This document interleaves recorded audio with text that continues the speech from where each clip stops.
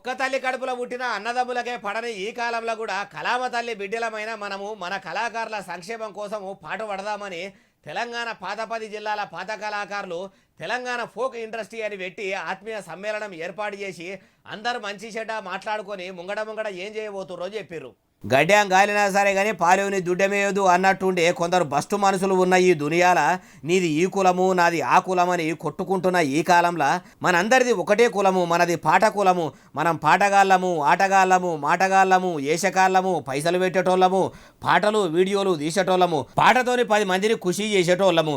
మన పాటలు వింటున్న అందరూ సంబరపడుతున్నారు కానీ పాటలు రాసి పాడి వీడియోలు తీసిన మనం మాత్రం 25-30 ఏండ్ల కోలే గోసలు పడతానే ఉన్నాము. మనం రాసి పాడిన పాటల ప్రచారాలతోని పాలకులు గద్దెలు ఎక్కుతుండ్రు. వాళ్ళకి 5 ఏళ్ళు పదవి అయిపోయినాక పింఛనన్న వస్తుంది, మనకు అది కూడా దిక్కులేదు.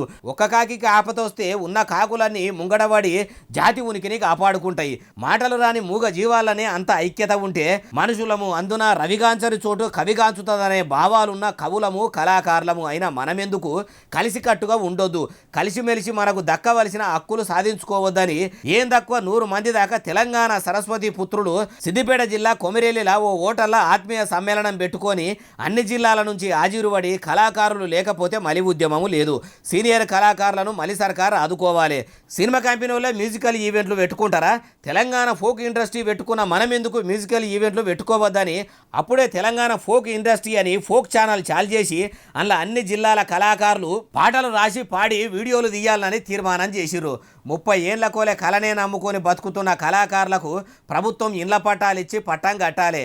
అంతేకాదు ఎవరో వచ్చి ఏదో చేస్తారని కాదు, మనకు మనమే కళాకారులము.